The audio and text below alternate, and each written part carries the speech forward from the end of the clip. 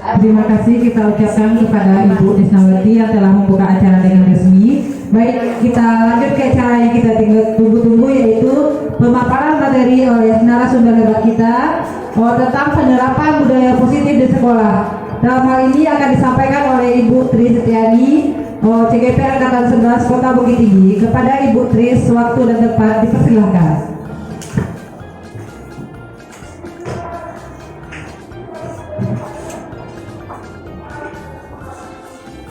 Assalamualaikum warahmatullahi wabarakatuh. Waalaikumsalam warahmatullahi wabarakatuh. Alhamdulillah, puji syukur, marilah sama-sama kita hadiahkan, kita berikan kepada Allah Subhanahu wa taala, karena dengan segala rahmat beliau, rahmat Allah Subhanahu wa taala, kita bisa berkesempatan untuk hadir di ruangan yang kita cintai ini. Salawat beriring salam, marilah kita limpahkan kepada junjungan kita Nabi Muhammad SAW. Semoga kita mendapatkan syafaat beliau di yaumul akhir nanti. Amin ya rabbal alamin. Pertama-tama terima kasih saya ucapkan kepada Ibu Kepala Sekolah dan majelis guru yang telah memberikan kesempatan kepada saya untuk memberikan waktu untuk melaksanakan diseminasi tentang budaya positif, penerapan budaya positif di sekolah kita ini. Baiklah Bapak Ibu dan teman-teman semuanya, budaya positif ini adalah budaya yang sangat bagus yang harusnya seluruh kita itu menerapkannya. Nah, apa itu budaya positif?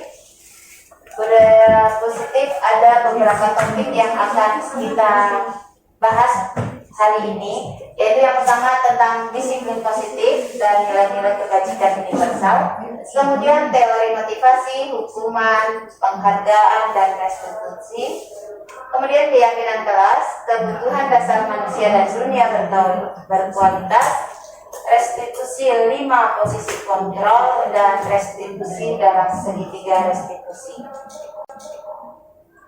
Bapak Ibu semuanya, yang pertama yaitu disiplin positif dan nilai-nilai kebajikan universal. Disiplin berasal dari bahasa Latin yaitu disiplina, yang artinya belajar. Disiplin diri membuat orang melalui potensinya menuju sebuah tujuan apa yang dia hargai. Namun dalam budaya kita, makna kata disiplin telah berubah menjadi sesuatu yang dilakukan seseorang pada orang lain untuk mendapatkan kepatuhan. Kecenderungan umum adalah menghubungkan kata disiplin dengan ketidaknyamanan, bukan dengan apa yang kita hargai atau pencapaian suatu tujuan mulia. Maksudnya seperti ini, kadang disiplin itu kita seperti terpaksa, kita dianggapnya disiplin itu pemaksaan juga. Nah, padahal yang sebenarnya arti kata disiplin adalah belajar. Dan menurut Ki Hajar Dewantara dalam pemikiran beliau menyatakan bahwa di mana ada kemerdekaan, disitulah harus ada disiplin yang kuat. Sungguh pun disiplin itu bersifat self-disiplin, yaitu kita sendiri yang mewajibkan kita dengan sekeras-kerasnya. Tetapi itu sama saja, sebab jikalau kita tidak cepat melakukan self-disiplin itu, wajiblah penguasa lain mendisiplinkan diri kita. Dan peraturan demikian itulah harus ada di dalam suasana yang merdeka. Nah, merdeka itu yang bagaimana kata beliau? Merdeka itu artinya tidak hanya terlepas dari perintah, tetapi juga cakap buat memerintah diri sendiri. Jadi sebenarnya disiplin itu tidak bisa hanya kita sendiri saja yang membangkitkannya, tapi memang kadang kita perlu untuk mempunyai sebuah aturan untuk mendisiplinkan diri kita. Dan kemudian yang selanjutnya nilai kebajikan. Nilai kebajikan adalah sifat-sifat positif manusia yang merupakan tujuan mulia yang ingin dicapai setiap individu. Nilai-nilai tersebut bersifat universal dan lintas bahasa, lintas suku, lintas agama, lintas negara. Karena nilai-nilai kebajikan universal ini hampir seluruh bisa mengakui, dan itu memang adalah suatu hal yang baik. Seperti yang disebutkan oleh Dr. William Glaser pada teori kontrol 1984, yaitu setiap perilaku atau perbuatan memiliki suatu tujuan.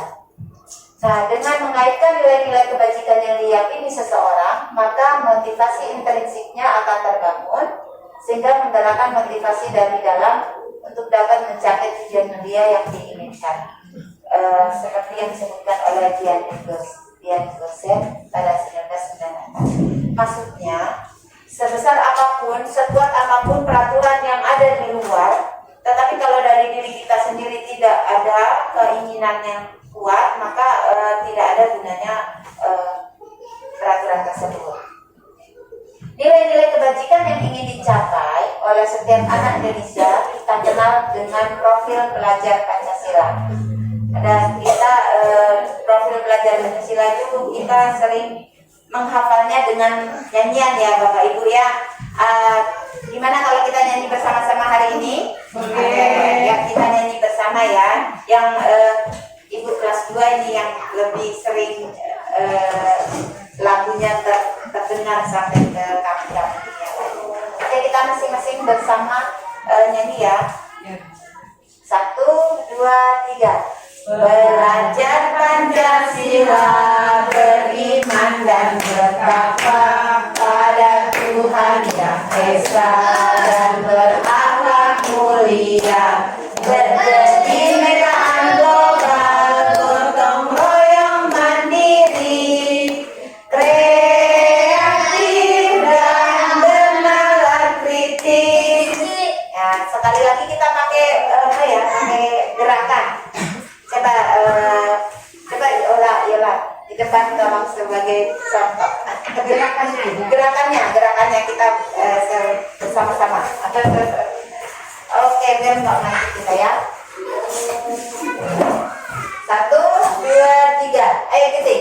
Belajar Pancasila, beriman dan bertakwa pada Tuhan Yang Esa dan berakhlak mulia, berkebinekaan global, gotong royong mandiri, kreatif dan bernalar kritis. Ya, bagus. Terima kasih Ibu Ola.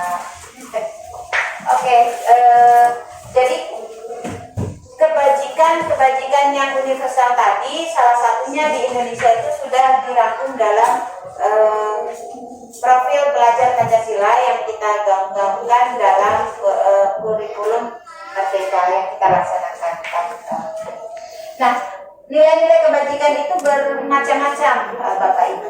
Ada yang tadi kita sebutkan tadi, ada profil pelajar Pancasila, kemudian ada Ibo Primary Years Program juga ada, kemudian ada 9 pilar karakter Indonesia Heritage Foundation (GIHF) ya, yang sering kita dengar juga. Kemudian ada petunjuk seumur hidup dan keterampilan hidup long life guidelines and life skills. Kemudian the 7 essential virtues building moral intelligence Michael Purba, dan kemudian the Virtus Project atau proyek nilai-nilai kebajikan. Nah, ini adalah semuanya adalah nilai-nilai kebajikan universal. Ada satu yang agak menggelitik ya Bapak Ibu tentang nilai-nilai kebajikan. Kita ada nilai kebajikan itu menggunakan tangan kanan. Bagaimana menurut Bapak Ibu? Kita kalau belajar dengan anak, gunakanlah tangan kanan.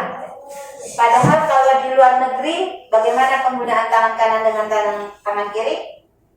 Kalau di luar negeri sama ya Bapak Ibu ya. Jadi kalau di luar negeri penggunaan tangan kanan, mau ngasih pakai tangan kanan, mau ngasih pakai tangan kiri, mereka itu biasa saja, ya kan? Tapi bedanya dengan di Indonesia, inilah yang membedakan kita dengan dunia barat, yaitu kita ada akhlakul karimah. Kalau kita dalam agama, apalagi dalam agama Islam, kita melakukan segala sesuatu itu dimulai pasti dengan tangan kanan, dengan yang kanan. Nah, itu bedanya Indonesia dengan dunia barat.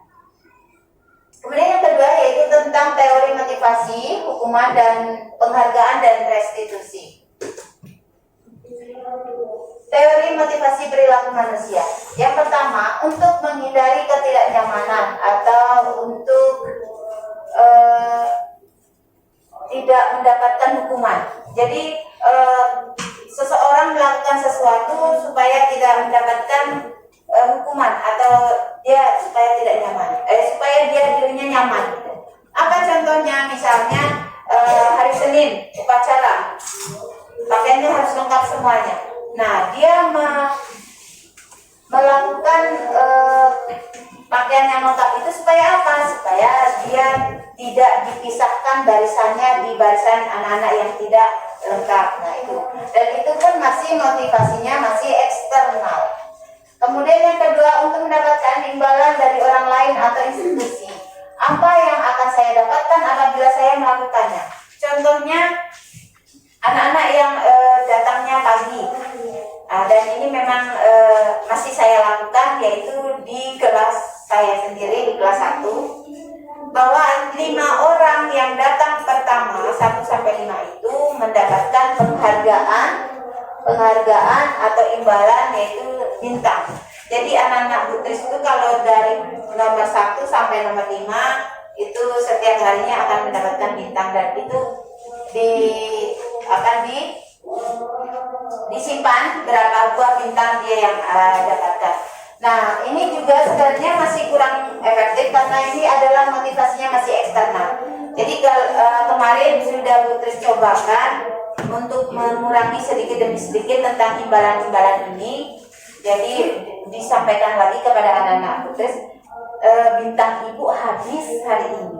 Jadi anak ibu mungkin nggak akan ada mendapatkan bintang lagi yang nomor 1 sampai nomor 5. Nah, ternyata mereka masih tetap antusias juga, nggak pergi ke sekolahnya, tetap yang seringnya yang 5 orang itu tetap masih masuk dalam 5 besar juga. Nah, walaupun ini motivasinya masih eksternal, tapi udah mulai lumayan untuk fondasi dulu ya untuk awal-awalnya. Kemudian yang ketiga, yang paling bagus motivasi adalah motivasi internal, dan tujuannya yaitu untuk menghargai dirinya sendiri. Saya akan menjadi orang seperti apa bila saya melakukannya. Jadi tanpa ada imbalan, tanpa ada penghargaan, tanpa ada hukuman atau sanksi, anak memang udah tahu, oh ya, saya memang harus belajar dengan disiplin, saya memang harus melaksanakan tugas dengan sebaik-baiknya, dan sebagainya. Dan motivasi internal inilah yang menjadi tujuan dari disiplin positif yang sesungguhnya. Jadi tujuan disiplin positif itu adalah menanamkan motivasi yang ketiga, di mana siswa akan tetap berperilaku baik, berlandaskan nilai-nilai kebajikan karena ingin menjadi orang yang menjunjung tinggi nilai yang mereka hargai. Jadi mereka walaupun nggak ada bintang kedatangan gitu kan, mereka tetap akan datangnya pagi karena dalam diri mereka sudah tertanam, kalau saya datangnya siang pasti akan terlambat. Nah, terlambat itu akan melanggar keyakinan kelasnya. Dengan terlambat akan mengganggu teman-teman yang sudah belajar karena fokusnya akan ke kita, kepada orang yang terlambat. Pertanyaannya, bagaimana cara kita sebagai guru untuk menanamkan disiplin positif yang positif kepada murid-murid kita? Nah, ini yang akan kita lihat ya. Jadi bagaimana caranya kita menumbuhkan rasa disiplin itu dari diri siswa sendiri, dari diri murid kita. Kemudian yang selanjutnya yaitu tentang penghargaan, dihukum oleh penghargaan. Contohnya yang seperti tadi, kita memberikan penghargaan, memberikan bintang bagi 5 siswa yang datangnya paling pagi. Nah, ternyata penghargaan itu adalah penghargaan yang menghukum. Kenapa menghukum? Karena dia hanya bersifat jangka pendek dan akan berpengaruh pada jangka pendek dan bahayanya dengan jangka panjang. Maksudnya jangka panjang itu tidak mau lagi bekerja atau berprestasi kalau nggak ada imbalannya. Nah ini yang sangat berbahaya. Kemudian penghargaan merusak hubungan. Misalnya kita memberikan bintang 1-5 tersebut kan, teman yang nomor 6 gitu. Padahal saya tadi itu lebih dulu loh dari dia, cuman karena saya lupa naruh tas dulu baru ambil aku datangnya, jadinya nomor 6. Nah, jadi kan kita seperti memberi peluang untuk saling iri bagi murid-murid kita. Nah, itu yang akan semaksimal mungkin kita hilangkan. Kemudian penghargaan menurunkan kualitas. Kenapa dianggap menurunkan kualitas? Karena apabila kita tidak memberikan penghargaan lagi, maka dia akan kembali lagi seperti semula. Karena biasanya mungkin dia biasanya terlambat atau biasanya bangunnya siang karena ada iming-iming dari ibunya. Siapa yang datangnya cepat akan dapat bintang. Makanya dia pun datangnya pagi. Setelah bintangnya hilang, nggak ada lagi penghargaan dapat bintang, dia akan kembali malas lagi. Dia akan kembali untuk datangnya terlambat lagi. Nah itu juga penghargaan mematikan kreativitas dan juga mengurangi motivasi intrinsik. Jadi datang ke sekolah hanya karena ingin mendapatkan bintang saja. Nah itu salah satu. Karena penghargaan yang berlaku hukuman adalah meminta atau membujuk seseorang untuk melakukan sesuatu, memberi sesuatu dengan tujuan tertentu dari orang yang membujuknya. Itu kalau dalam hal ini tentu dari. Nah itu yang tidak bagus. Perbedaan hukuman, konsekuensi dan restitusi. Nah di sini hukuman itu tidak terencana atau tiba-tiba. Jadi misalnya kita melihat ada anak yang tidak buat PR pagi itu kan, apa yang kita lakukan? Langsung kita memarahi dia. Belum juga selesai PR-nya. Karena kamu tidak bikin PR, maka kamu kerjakan PR itu di halaman, di teras, tidak boleh masuk ke dalam kelas. Nah apa yang terjadi? Murid akan merasa disakiti, anak tersakiti psikisnya. Dan memang hukuman itu biasanya tidak dilibatkan murid karena otomatis saja dan bersifat satu arah dari guru saja. Murid tidak boleh protes. Semakin protes, semakin banyak hukuman yang akan diterima. Biasanya seperti itu. Jadi siswa itu, murid itu tidak boleh protes dan tanpa kesepakatan. Sedangkan konsekuensi itu terencana dan sudah disepakati. Nah, disepakatinya ini pun kebanyakan seringnya dari guru. Siapa yang tidak bawa PR, pulangnya terlambat untuk mengerjakan PR yang kemarin. Nah, itu biasanya dari guru, bukan dari siswa. Nah, itu konsekuensi biasanya seperti itu. Sudah disetujui guru dan murid. Umumnya dibuat guru atau sekolah dan sudah mengetahui konsekuensinya bila melanggar. Jadi, apabila tidak membawa PR, tidak mengerjakan PR, apa konsekuensinya? Siswa atau murid itu sudah tahu dengan sanksi atau konsekuensi yang akan dia dapatkan. Nah, coba Bapak Ibu, coba kita lihat di depan. Ini ada perbedaan hukuman dan konsekuensi. Untuk tindakan guru, yang pertama mencatat 100 kali. Ini guru ya, ini guru yang menyuruh anak kita. Mencatat 100 kali dalam buku kalimat saya tidak akan terlambat lagi karena terlambat ke sekolah. Kira-kira ini hukuman apa konsekuensi Bapak Ibu? Hukuman ya. Kemudian lari mengelilingi lapangan basket 2 kali karena terlambat hadir di sekolah. Konsekuensi. Ada lagi yang lain? Hukuman. Ya. Kemudian murid diminta untuk push up 15 kali karena tidak menggunakan masker ke sekolah. Hukuman. Kemudian menggantikan kertas tugas teman yang telah dicoret-coret. Konsekuensi. Dan kemudian membersihkan tumpahan air di meja tulis karena tersenggol saat belajar. Konsekuensi.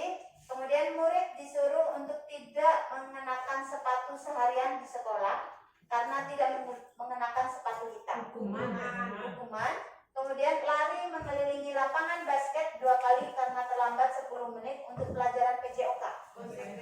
Konsekuensi ya. Dan coba nanti kita lihat hasilnya bagaimana. Kita bahas bersama ya. Soalnya kadang ada yang sesuai, ada yang kurang sesuai. Ya. Coba kita lihat. Nah, ini dia. Jadi yang tadi mencatat 100 kali itu termasuknya hukuman ya Bapak Ibu. Jadi kalau bisa jangan lagi kita memberikan hukuman ini. Kenapa? Karena seperti yang kita sudah belajar, kita lihat tadi, hukuman itu adalah menyakiti baik itu fisik maupun psikis dari murid kita. Mencatat ini tangan itu pegel ini Bapak Ibu. Catat 100 kali.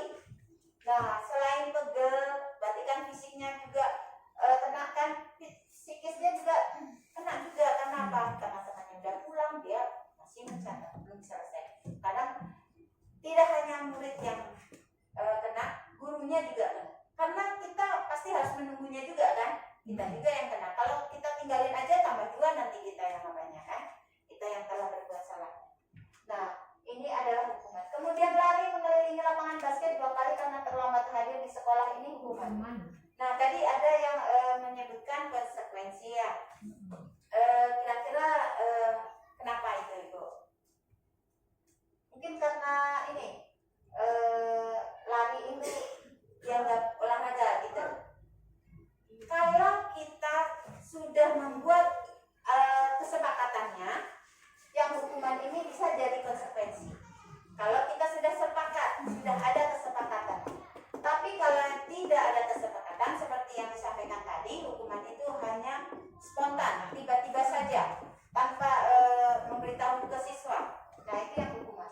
Jadi kalau ini spontan aja, dia akan menjadi hukuman. Tetapi kalau sudah ada kesepakatannya, kesepakatan sekolahnya, kalau terlambat lari keliling 2 kali, nah itu berarti dia masuk ke dalam konsekuensi. Begitu juga ini yang push up, itu sudah jelas hukuman. Kemudian mengganti kertas, nah ini yang konsekuensinya. Membersihkan tumpahan air di meja tulis juga konsekuensinya. Kemudian murid disuruh tidak mengenakan sepatu seharian di sekolah karena tidak mengenakan sepatu hitam, ini hukuman. Nah, seperti yang saya sampaikan tadi, hukuman ini juga bisa menjadi konsekuensi apabila memang di sekolah itu sudah ada aturannya. Bagi yang tidak menggunakan sepatu hitam, maka seharian tidak pakai sepatu. Misal seperti itu kan. Nah, kalau memang ada aturannya dan tertulis, kesepakatannya ada, itu menjadi konsekuensi. Nah, ini lari mengelilingi lapangan tadi, ada yang menyebutkan hukuman.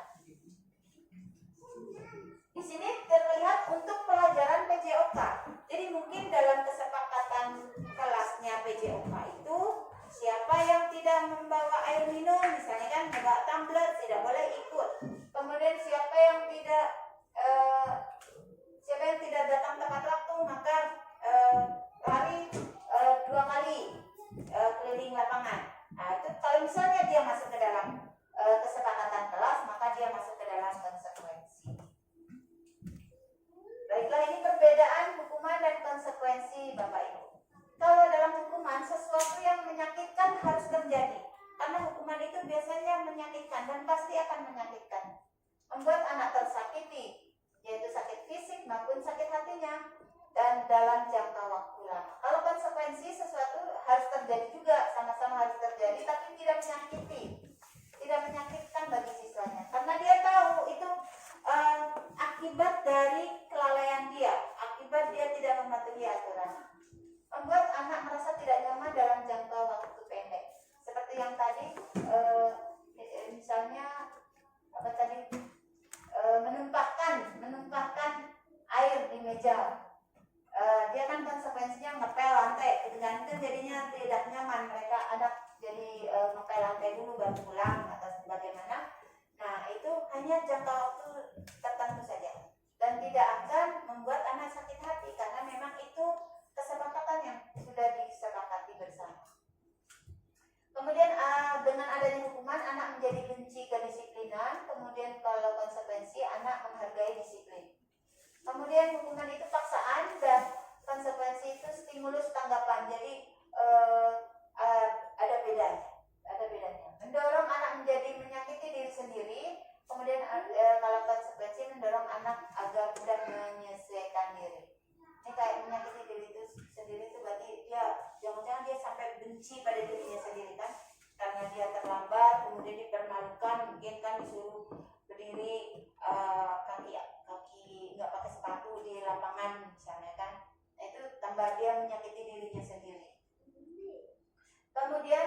konsep diri yang buruk. Dia menjadi yang disampaikan tadi. Mungkin bisa jadi dia menjadi benci pada dirinya sendiri. Sedangkan kalau konsep diri yang baik berarti dengan hari ini terlambat, konsekuensinya ini, maka besok saya akan lebih cepat lagi bangunnya, lebih cepat lagi pergi ke sekolahnya, jadi tidak terlambat. Nah, kemudian anak belajar untuk menyembunyikan kesalahan. Kenapa? Karena dia takut dihukum. Karena dengan adanya kesalahan nanti embel-embelnya akan dihukum, ujung-ujungnya akan disuruh kegiatan yang lain yang dia tidak suka. Nah, tetapi dengan konsekuensi anak akan belajar untuk mematuhi peraturan. Kemudian perasaan apa yang setelah mendapat hukuman? Rasa marah, rasa bersalah, dipermalukan, merasa tidak dihargai. Dan kalau konsekuensi dia kehilangan hak. Tapi hak, misalnya hak untuk istirahat.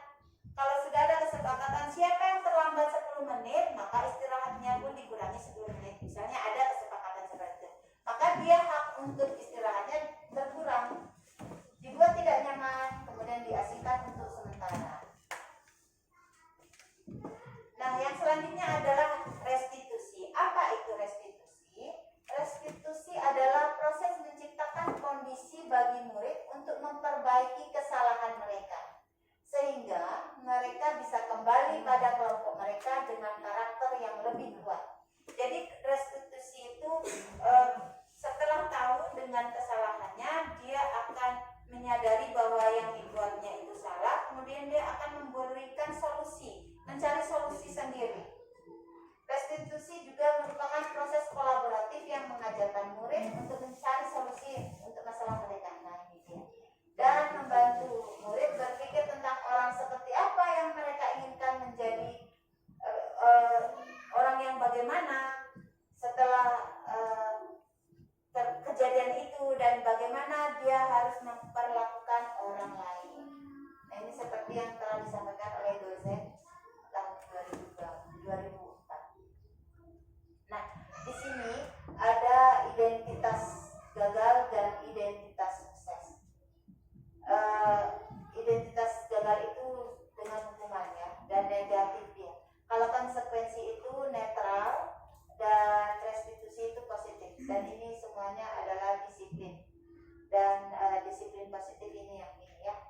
Nah, sesuatu yang menyakitkan harus terjadi, itu yang hukuman. Kemudian konsekuensi itu sesuatu harus terjadi, dan restitusi adalah sesuatu yang merupakan pilihan. Tidak nyaman untuk murid atau anak untuk jangka waktu panjang. Kalau konsekuensi jangka waktu pendek, yang restitusi menguatkan untuk murid jangka waktu panjang. Kalau hukuman ini korban mendapatkan keadilan, konsekuensi korban bisa diabaikan. Kalau restitusi korban mendapatkan ganti. Misalnya contohnya itu merobek kertas ulangan temannya, misalnya kertas latihan temannya. Bagi korban dia akan mendapatkan keadilan karena yang pelakunya kena hukum, ya kan? Kalau yang korban ini bisa diabaikan karena dianggap lumrah, dianggap biasa saja dengan konsekuensi kan, ya hanya sekedar minta maaf saja misalnya kan. Sedangkan kalau restitusi, korban itu mendapat ganti, dia kertasnya dikembalikan lagi, diambilkan lagi yang baru, diganti oleh orang yang merusaknya. Kemudian ada kalau hukuman itu perilakunya pasif agresifnya meningkat. Kemudian kalau konsekuensi penguatan hanya bertahan pada jangka waktu pendek, dan restitusi itu masalah terpecahkan. Misalnya ini kalau terlambat dia sering terlambat, kalau ditegur dengan marah-marah dia besoknya akan terlambat lagi, akan semakin agresif dia. Kemudian kalau penguatannya hanya bertahan dalam jangka waktu pendek, konsekuensinya itu dia mungkin seminggu itu dia hanya akan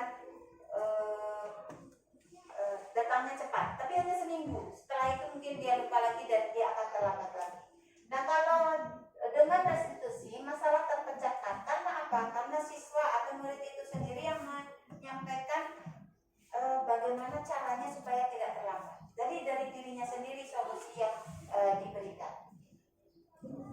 Begitu juga sistem tidak akan berjalan bila murid tidak takut. Nah, ini kalau hukuman tidak takut. Kemudian memerlukan monitoring dan supervisi terus-menerus dari guru. Kalau tidak dilihat, tidak akan dikerjakan. Murid belajar tanggung jawab untuk perilakunya. Ini restitusi. Misalnya ini sholat berjamaah, misalnya sholat berjamaah zuhur. Kalau pakai hukuman siapa yang tidak sholat berjamaah, dia akan disuruh bersihkan WC misalnya. Nah, kalau tidak takut enaklah malah main air, itu malah jadi tidak efektif kan. Kemudian kalau misalnya konsekuensi itu harus dimonitor terus sama gurunya, harus dilihat terus sama ibu agamanya, ibu kelasnya, anak-anak itu sholat apa enggak, berwudu dengan benar apa enggak. Tapi kalau restitusi, mereka akan memberikan solusinya sendiri, mereka akan bertanggung jawab dengan perilakunya. Nah, ini juga akan banyak sekali, ada berlaku hanya pada sebuah institusi saja, dan kalau konsekuensi membantu penerapannya mengikuti peraturan dalam masyarakat, dan kalau restitusi fokus pada pemecahan jangka waktu panjang, karena dari diri kita yang perlu itu diri kita. Peraturannya adalah kamu harus, kalau konsekuensi kata guru adalah apa peraturannya, mampukah kamu melakukannya, terima kasih sudah melakukan. Kalau restitusi, apa yang kamu yakini, apa yang bisa kamu lakukan untuk memperbaiki masalah, apa yang bisa kamu lakukan supaya tidak sering terlambat. Nah, itulah yang restitusi. Sehingga anak pun akan menjadi peraturan, membenci peraturan dia kalau dalam identitas sejati. Dan kalau konsekuensi, anak menghormati peraturan. Nah, kalau di restitusi, dia akan menghormati dirinya sendiri dan diri orang lain. Jadi ada nggak ada guru, dia akan tetap disiplin. Ada 9 ciri-ciri restitusi, yaitu restitusi itu bukan untuk menebus kesalahan, tapi belajar dari kesalahan. Kemudian yang kedua, restitusi itu memperbaiki hubungan. Yang ketiga, restitusi itu tawaran bukan paksaan. Dan restitusi menuntun untuk menilai ke dalam diri. Restitusi mencari kebutuhan dasar yang mendasari tindakan. Restitusi diri adalah cara yang paling baik. Restitusi fokus pada karakter, bukan tindakan. Restitusi fokus pada solusi, dan restitusi mengembalikan murid yang berbuat salah pada kelompok. Jadi restitusi itu membuat anak yang merasa sudah down mentalnya, udah merasa dia tidak berguna, kita kembalikan lagi ke ke kodratnya lagi. Jadi yang ketiga yaitu keyakinan kelas. Mengapa tidak peraturan saja? Mengapa harus keyakinan kelas? Pernah kita mendengar ada peraturan, mengapa kita memiliki peraturan harus menggunakan helm bila mengendarai kendaraan roda 2? Nah, kemudian mengapa kita harus memiliki 3M, menggunakan masker, mencuci tangan, dan menjaga jarak saat pandemi kemarin? Dan mengapa kita memiliki peraturan harus datang tepat waktu pada saat mengikuti pelatihan? Nah, sebenarnya itu bukan peraturan yang kita kejar, tapi keyakinan dari diri kita. Apa keyakinan dari peraturan yang pertama ini? Kenapa harus menggunakan helm? Bukan karena ada polisi. Kalau ada polisi berarti itu bukan keyakinan, tapi itu masih sebatas peraturan dan dari eksternal, motivasinya dari eksternal. Tetapi menggunakan helm karena kita meyakini menjaga keselamatan diri kita. Kalau ada polisi atau tidak ada polisi, kalau kita sudah yakin kalau pakai helm itu akan menolong diri kita dari kecelakaan, misalnya terjadi kecelakaan, akan menjaga keselamatan diri kita, maka ya mau kemanapun, mau siang mau malam tetap pakai helm. Ya, berbeda dengan kalau ada polisi saja. Makanya razia itu berberan itu karena banyak masyarakat yang masih belum dari intrinsiknya, karena dia eksternal saja. Nah,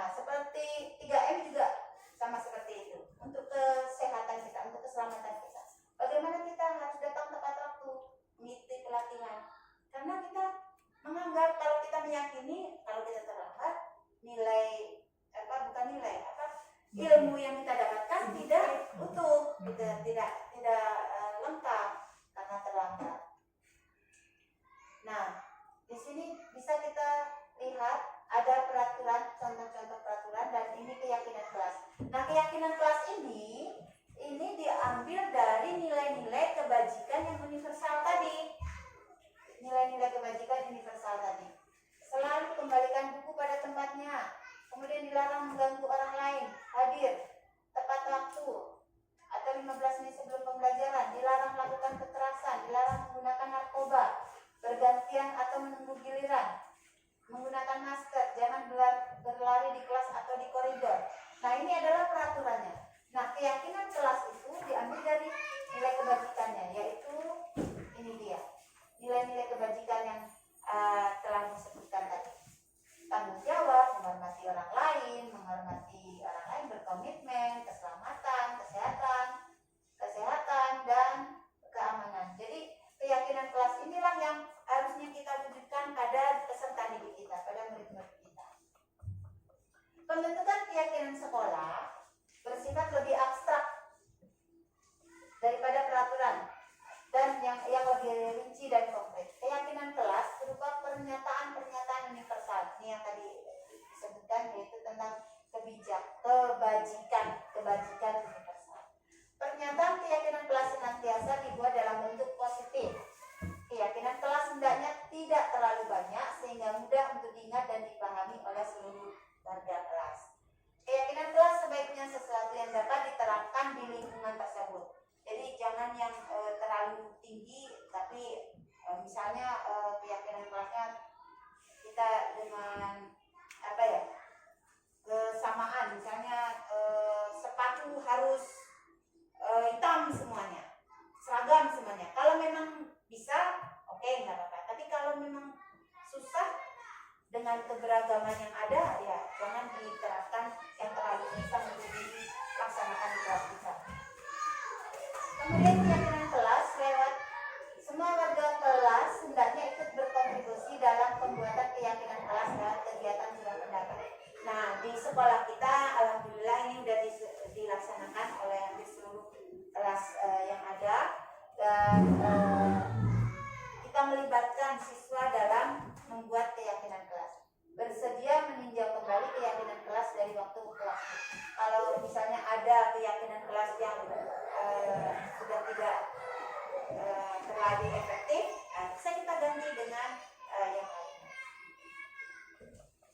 Kemudian ini contoh keyakinan kelas, yaitu yang kalau keyakinan kelas 1, setiap anggota kelas perlu belajar, setiap anggota kelas perlu senang, setiap anggota kelas perlu melakukan tugas, setiap anggota kelas perlu saling menghargai, dan setiap anggota kelas merasa aman.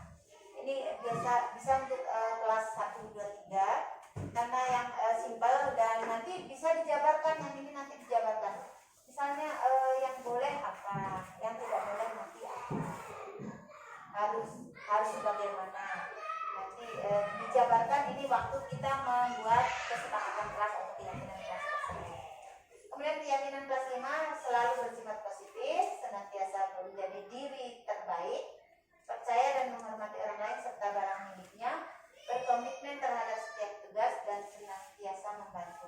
Ini hanya contoh saja. Kemudian ada disiplin positif yang keempat, yaitu kebutuhan dasar manusia dan dunia berkualitas. Apa itu kebutuhan dasar manusia? Ada 5 kebutuhan dasar manusia. Yang pertama yaitu kebutuhan untuk bertahan hidup, kemudian untuk cinta kasih sayang, penguasaan, kebebasan, dan kesenangan. Jadi dalam bertindak manusia itu ada yang mendasari. Apa dari 5 kebutuhan dasar itu yang akan mendasari kita bertindak? Misalnya ada permasalahan dengan siswa-siswi kita, dengan murid-murid kita, kita lihat dulu dari 5 kebutuhan ini apa yang kurang dari dia. Nah, ini contohnya. Yang pertama kebutuhan bertahan hidup, ini dilihat dari interogasi, bukan interogasi ya, dengan wawancara kita, dengan bincang-bincang kita dengan si pelaku misalnya. Misalnya misalnya Doni mengambil makanan teman karena lapar. Ditanya, kenapa Doni mengambil makanan merasa lapar, maka berarti kebutuhan bertahan hidupnya dia yang kurang. Dari 5 itu dia kebutuhan bertahan hidupnya yang masih kurang dalam dirinya. Makanya dia rebut makanan temannya waktu bermain. Kemudian yang kedua misalnya dia kenapa kok mengambil makanan teman? Mengambil makanan teman karena dia merasa senang temannya memperhatikan dia. Jadi dia ingin mendapat kasih sayang dan rasa diterima. Mungkin di rumah dia kurang kasih sayang, dia ngambil kasih sayangnya di sekolah. Tapi dengan cara yang menurut dia udah inginnya karena ingin diperhatikan seperti itu. Tapi ternyata ada yang salah. Kemudian penguasaan atau pengakuan atas kemampuan. Dia mengambil makanan teman karena dia merasa hebat dan temannya takut dengannya dan menuruti keinginannya. Jadi dia alasan mengambil makanan teman supaya teman itu takut sama dia. Jadi dia merasa bangga kalau temannya nangis, temannya takut karena diambil makanannya. Dan kebebasan, dia mengambil makanan teman karena dia merasa bosan dengan bekal yang sama itu aja. Jadi misalnya mungkin setiap hari bekalnya itu terus, dia lihat temannya ada bekalnya beda dengan dia ingin ambil.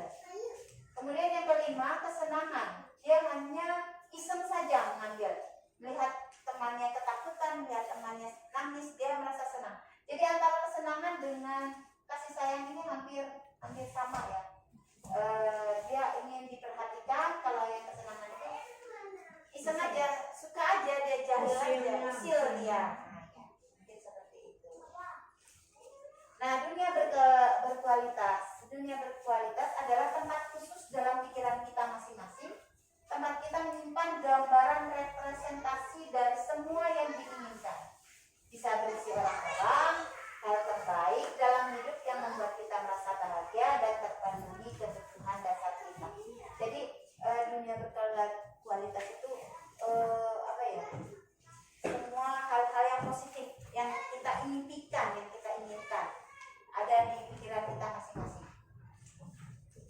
Nah, disiplin positif yang kelima, budaya positif yang bagus diterapkan di sekolah kita adalah 5 posisi kontrol. Nah, 5 posisi kontrol ini semuanya sudah pernah kita lakukan. Saya yakin semuanya sudah pernah melakukannya. Dan marilah kita berangsur-angsur mengganti 5 posisi kontrol ini menjadi posisi yang paling bagus untuk memberikan layanan yang terbaik untuk murid-murid kita. Yaitu yang pertama, sebagai penghukum. Posisi guru dengan penghukum itu, dia nada suaranya tinggi, jarinya menunjuk-nunjuk dan menghardik. Coba kalau tidak dikerjakan, coba kalau ribut ibu pergi ke kantor, tuh kita menghardik-hardik. Jadi anak itu akan merasa dendam dan anak akan merasa tertekan dan dia pun mempunyai mempunyai rasa benci dengan guru karena gurunya itu nada suaranya keras dan jarinya menunjuk-nunjuk, menghardik-hardik. Tiap hari Senin awak saya taruh yang tidak pakai topi, capek baris. Kadang itu kita seperti itu kan. Nah, itu adalah penghukum. Yang kedua, pembuat rasa bersalah. Kata nadanya memelas, halus, sedih, bahasa tubuh meratap pada anak dan lesu. Ibu kecewa banget loh. Masa kayak gitu saya tidak pandai? Atau Bu Tris yang tidak pandai baca? Kadang kita sering seperti itu kan. Jadi kita memberi rasa bersalah pada siswa, pada murid kita. Murid kita itu berarti Allah yang baik. Kita yang susah-susah ya, gara-gara kita ibu kena marah sama ibu kepala sekolah misalnya gitu kan. Kadang awas ya, jangan ribut ya, nanti ibu lewat gitu kan.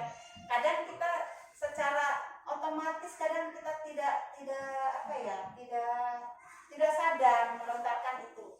Awas ya, padahal kita tahu nggak ada yang mau lewat, cuma kita kayak menakut-nakuti ya itu Bu, seperti itu Bu. Yang ketiga yaitu sebagai teman, nada suara ramah, akrab, bercanda. Nah ini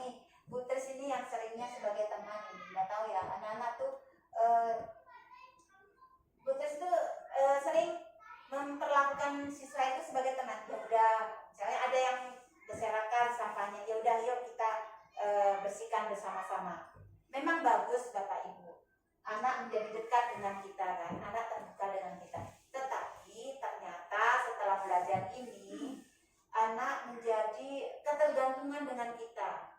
Anak itu menjadi kurang mandiri. Nah itu yang boleh teman, tapi jangan semuanya sebagai teman. Iya.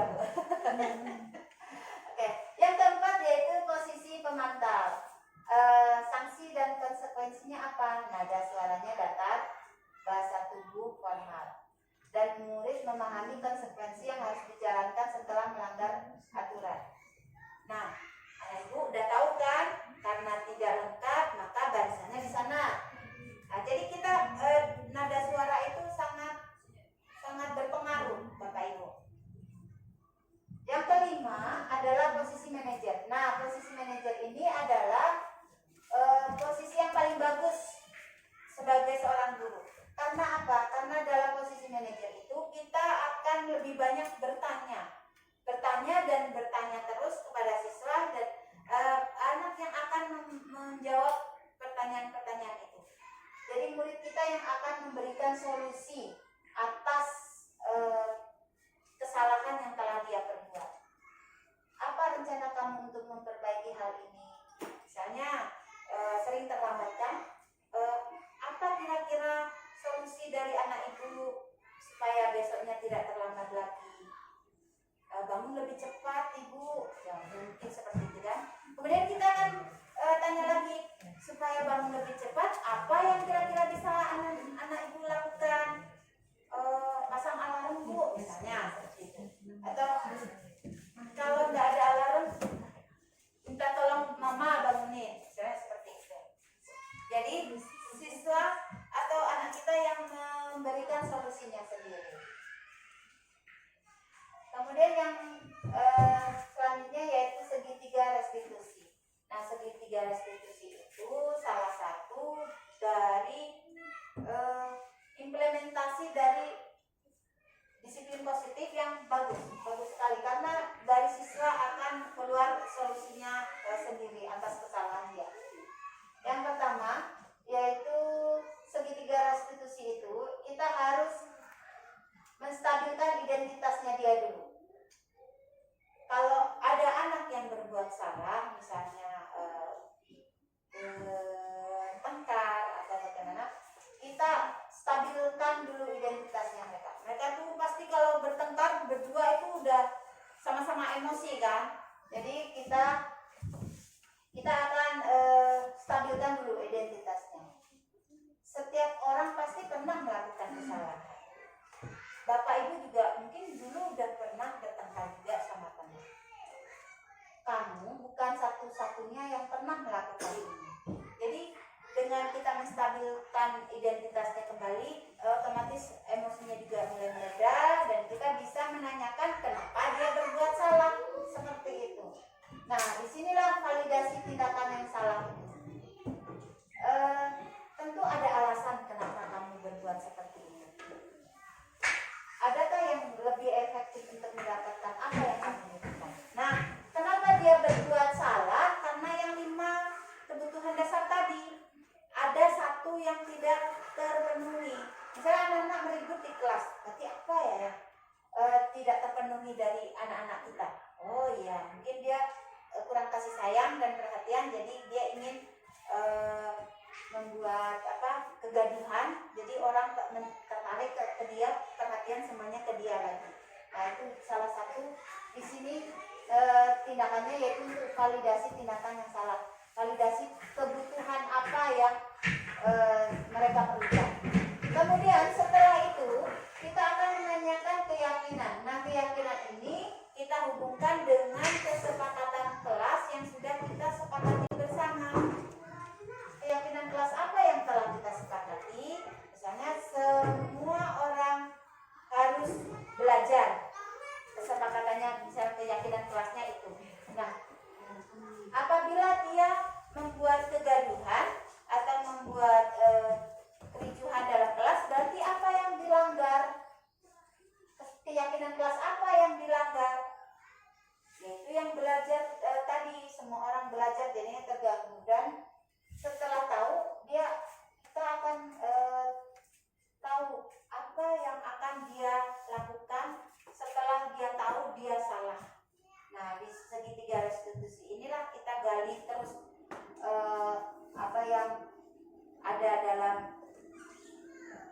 siswa untuk menjawab pertanyaan-pertanyaan dari kesalahan-kesalahan yang telah dia perbuat.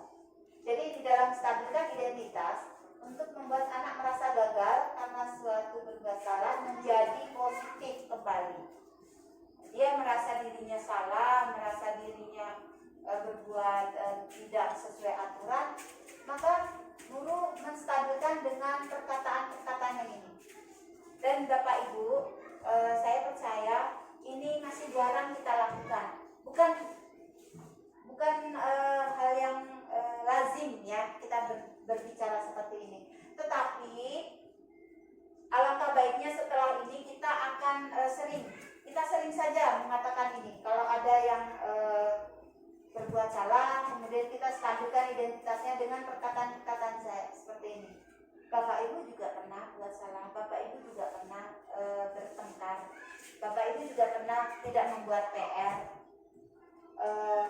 Siapa yang salah, Ibu dan Bapak tidak tertarik. Ibu hanya ingin mencari solusi. Ibu tidak mau tahu siapa yang tadi memukul duluan, misalnya seperti itu. Ibu ingin mencari solusi. Nah, kalau kamu menyalahkan dirimu sendiri terus-menerus, apakah kamu bersikap baik pada dirimu sendiri? Nah, jadi menstabilkan identitas ini kita memberikan penguatan positif. Kembalikan lagi mereka ke kodratnya. Kemudian memvalidasi kebutuhan itu, guru berkata kamu bisa saja melakukan hal yang lebih buruk. Kamu tadi bisa saja meninju yang lebih keras lagi, tapi tidak kamu lakukan. Nah, seperti itu. Kemudian apa yang penting dari kamu kalau misalnya kamu buat onar di kelas? Nah, itu memvalidasi tindakan yang salah, yang validasi kebutuhan. Kemudian menanyakan keyakinan. Apa nilai yang kita percaya di kelas kita? Apa nilai-nilai universal yang sudah kita sepakati? Nah, itu yang harus sering kita ulang-ulang juga. Apa keyakinan kelas kita? Apa yang sudah disepakati oleh kita bersama? Nah, ini adalah contoh dari restitusi yang ada di kelas 1. Coba kita perhatikan bersama-sama Bapak Ibu. Jadi ini kasus 1, si Arsil ini lupa buat PR. Dia kelas 1 itu ada tugasnya. Kenapa dia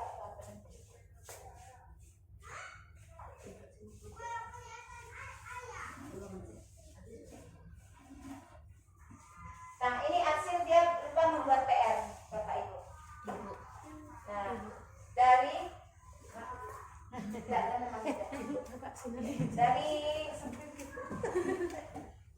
dari kasus ini berarti dia Arsil kan melanggar kesepakatan kelas kita. Jadi Arsil ini dia memang lupa, dia tidak ingat apa yang harus dikerjakan di rumah, dia lupa mengerjakannya. Dan emosionalnya dia itu langsung menangis itu Bapak Ibu, cuman di sini nggak kelihatan, ya hanya sebentar diperlihatkan. Arsil ini setelah tahu dia nggak buat PR, dia cemas, dia takut, dia menangis dan merasa dirinya itu gagal. Dia kelihatan dia tuh berarti sudah benar-benar melakukan kesalahan gitu kan.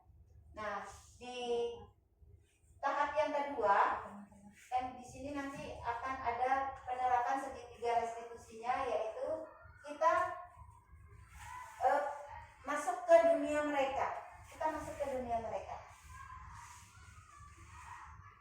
Jadi kita tanya di sini, menstabilkan identitasnya. Nah, di sini kurang jelas kedengaran ya Bu ya.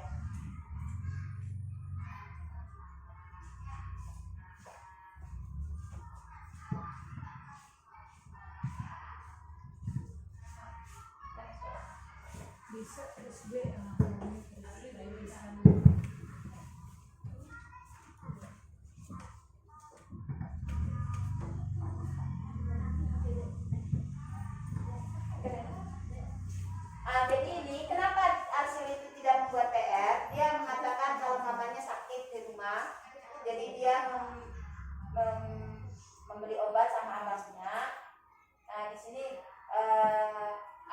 memvalidasi tindakan yang salah. Seperti kita membantu orang tua juga bagus gitu kan, tetapi membuat tugas sekolah juga perlu. Nah, disinilah distabilkan identitasnya dulu, kemudian divalidasi tindakan atau kebutuhan mana yang harus dilakukan oleh hasilnya. Nah, di sini Putus menanyakan untuk kedepannya bagaimana, kalau misalnya ada tugas lagi bagaimana.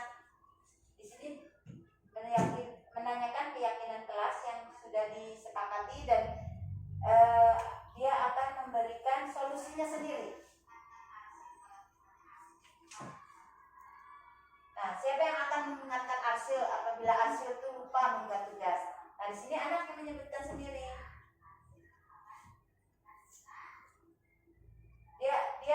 Dia mengatakan kalau yang akan mengingatkan dia kalau ada tugas, dia adalah mamanya dan abangnya. Jadi di sini anak yang memberikan solusinya.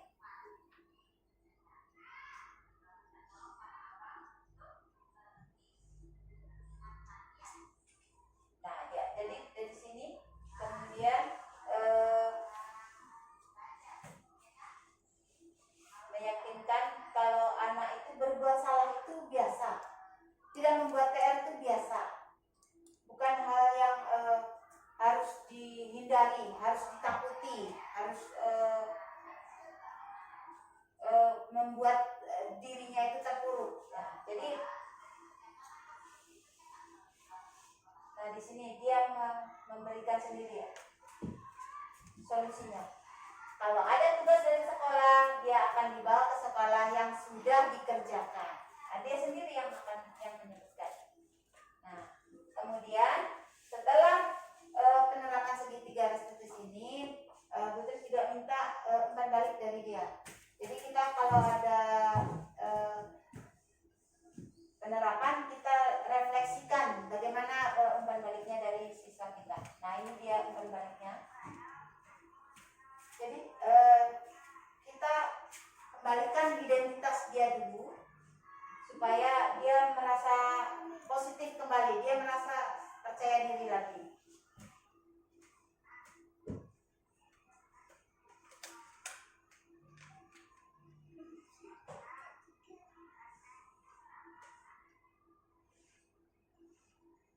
Ini nggak ada Putus yang ngomong, dia menyebutkan sendiri. Ini nggak ada Putus bilang kamu ngomongnya gini nggak. Memang dia sendiri yang membuat. Jadi itu umpan balik dari siswa kita kalau kita lakukan segitiga restitusi tadi. Nah, mungkin dari langkah besar yang pasti berasal dari satu langkah kecil yang kita realisasikan. Jadi Bapak Ibu semuanya, salah satu tujuan kita belajar budaya positif ini supaya terbangun kebiasaan positif yang bagus yang ada di lingkungan kita. Nggak usah kita jauh-jauh dulu, di lingkungan kelas kita saja dulu. Nggak perlu kita kebiasaannya yang besar-besar, nggak. Jangan dulu. Kita biasakan dulu dari yang kecil dulu. Kita belajar bagaimana anak kita misalnya mandiri, itu saja dulu. Satu aja dulu. Kemudian kalau semua kelas sudah melakukan budaya positif, insya Allah juga akan menjadi sekolah yang berbudaya positif dan berbudaya disiplin positif ini. Dan apabila seluruh sekolah sudah melaksanakan itu juga, insya Allah Indonesia akan menjadi Indonesia yang berbudaya positif. Dan amin ya rabbal alamin. Mungkin itu saja pemaparan dari saya pada siang hari ini. Mohon maaf kalau ada salah-salah kata. Saya akhiri. Assalamualaikum warahmatullahi wabarakatuh. Waalaikumsalam warahmatullahi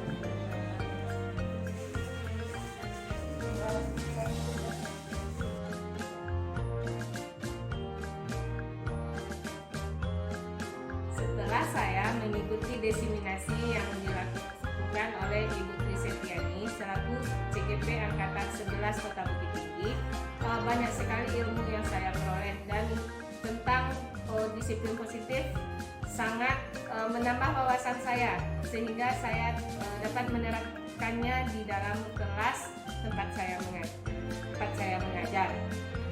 Yang mana pada desiminasi itu disebutkan banyak sekali kegiatan-kegiatan positif yang bisa kita lakukan terhadap pengelolaan karakter anak yang berhubungan dengan kedisiplinan. Terima kasih ilmu yang telah Bu Kris berikan, sehingga bermanfaat bagi kita semua. Terima kasih.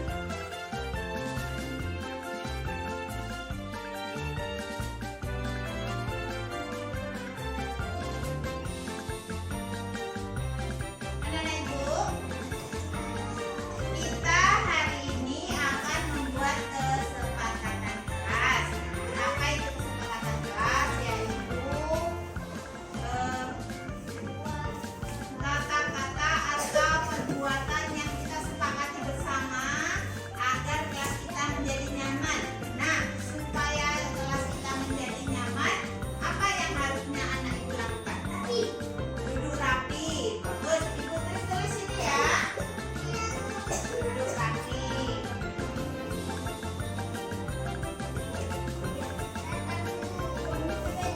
Apa lagi? Bersih. Ya, kebersihan kita jaga. Boleh. Datang tepat waktu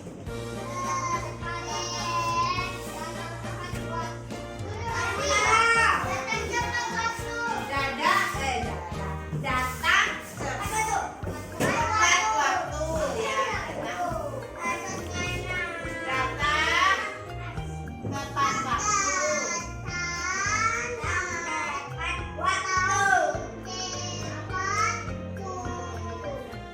Datang tepat waktu. Apalagi? Kalau Ibu sedang berbicara, anak Ibu mendengarkan, apa namanya itu? Menghargai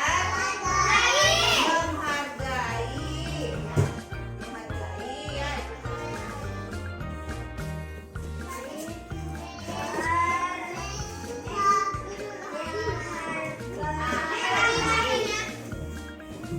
Kita semuanya harus menyelesaikan tugas, apa namanya itu? Ya, apa itu? Belajar, ya bagus, belajar.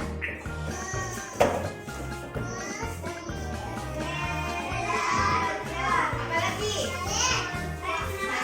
Saling menolong ya. Saling tolong ya.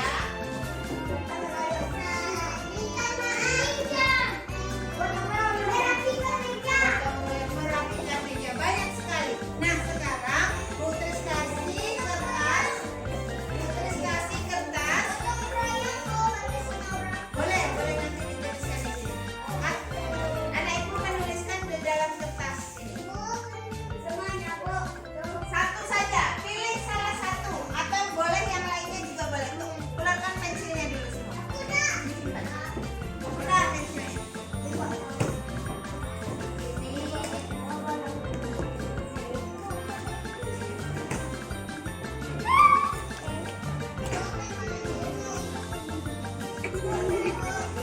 Boleh terserah nanti Ibu apa.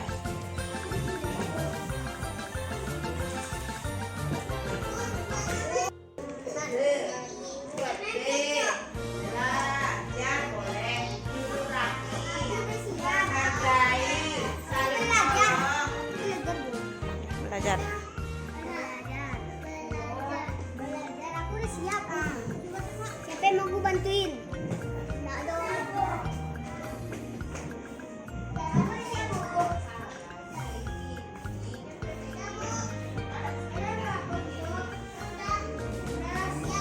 Udah?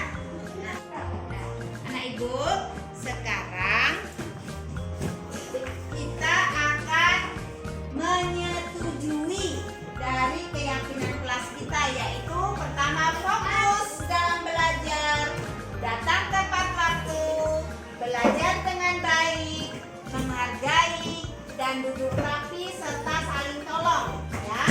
Nah, caranya bagaimana? Anak itu nanti Ibu panggil ke depan, anak Ibu mencoba menaruh jari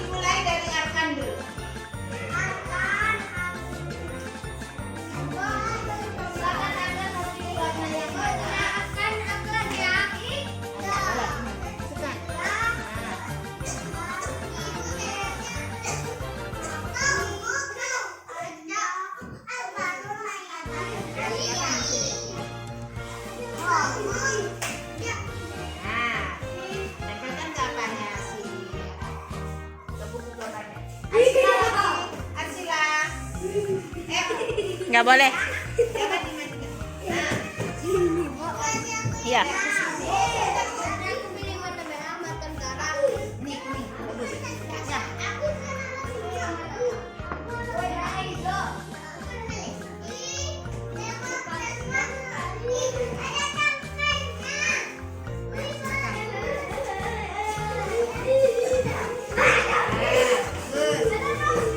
Zikra. Zikra mau warna apa? Merah. Silakan. Yang nggak sibuk nggak akan disuruh. Nah, ya bagus. Zikra sudah jahit lagi.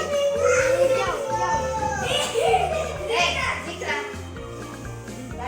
Yang sudah boleh di taman. Tapi jangan basah bajunya. Udah lanjut. Lanjut kerja. Bukan mau warna apa? Boleh basah bajunya.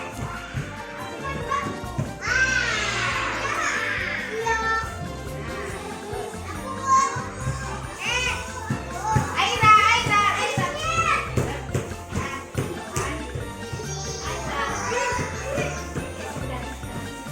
Kalau enggak,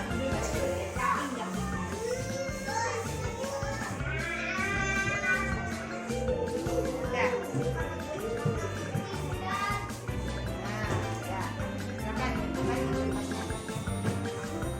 Dio.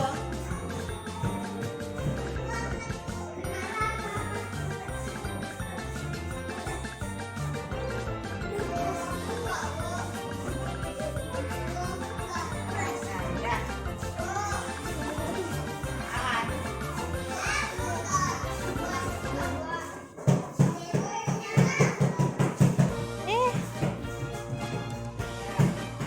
Udah kami. Bapak juga saya bilang Iya bisa ya dipel. makanan kan. Jangan dipukul-pukulkan itu malah nih. Udah cuci tangannya lagi ya. Siap-siap, Nabil. Ya.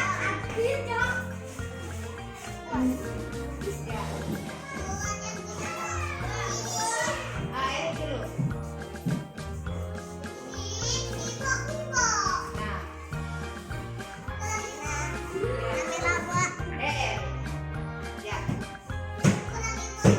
Ya. Nah. Ya, sudah. Ya. Yuk cepat.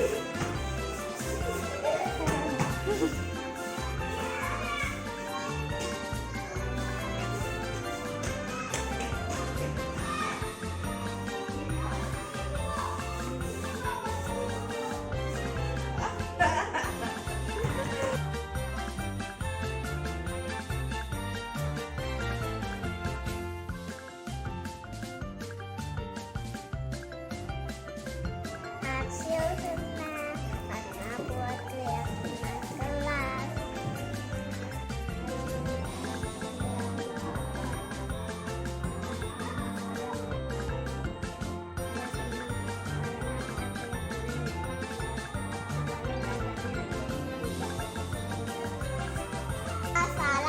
Assalamualaikum warahmatullahi wabarakatuh. Nama saya Elit. Saya sangat senang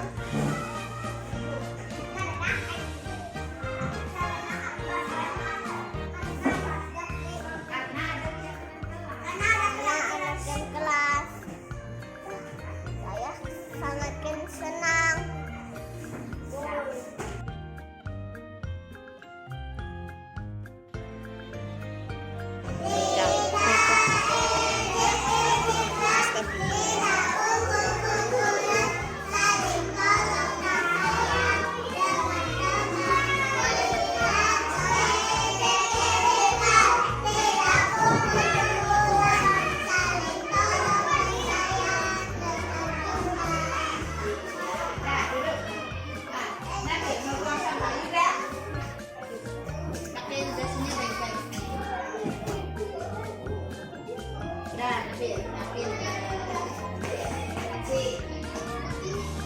Assalamualaikum Nabil. Waalaikumsalam. Salam sama ibu. Terus salam, baik-baik duduknya, baik-baik duduk. Nabil, kemarin Bu Tris lihat waktu di kelas Nabil sama Yuda main-main ya. Iya. Iya, ibu tahu. Pasti ada alasannya kenapa Nabil berbuat seperti itu. Kenapa Nabil berbuat seperti itu sama Yuda? Mama suka goyang. No, suka goyang, suka nari Nabil. Oh ya bagus. Tapi kita ada keyakinan kelas. Keyakinan kelas kita kalau belajar itu harus fokus. Pas Ya. apa Yuda pas bilang makanya kak begini-gini ya kan? Iya, bagus. Itu Tapi bukan nari. ya apa tuh? Goyang-goyang aja. Iya. Ya. Jadi Nabil kan suka tuh goyang-goyang, suka nari kan. Jadi besok kalau misalnya ada pentas seni, bagusnya apa? Nari. Nari Nabil ya. Ya. Iya, bagus, pinter. Jadi kita ada keyakinan kelas kita kan harus belajar dengan fokus dan harus belajar dengan saling menghargai. Kalau Bu Trisnya sedang di depan, sedang menerangkan apa yang harusnya dikerjakan oleh Nabil. Mendengarkan ibu. Iya. Iya. Udah? Udah. Nah, jadi Nabilnya gimana ke depannya? Kalau pas sedang belajar bagusnya Nabil gimana? Duduk bagaimana? Duduk rapi ini. Duduk rapi, duduk memperhatikan ibu guru. Iya. Iya. Iya, oke. Terima kasih Bang Nabil. Dah, silakan. Assalamualaikum, nama saya Nabil. Kemarin saya belajar sama Ibu Tris dan saya goyang-goyang. Setelah saya bicara dengan Bu Tris, ternyata saya salah dan saya akan berusaha akan memperbaiki untuk tidak goyang-goyang lagi. Tetap fokus dengan pelajaran. Terima kasih Bu Tris.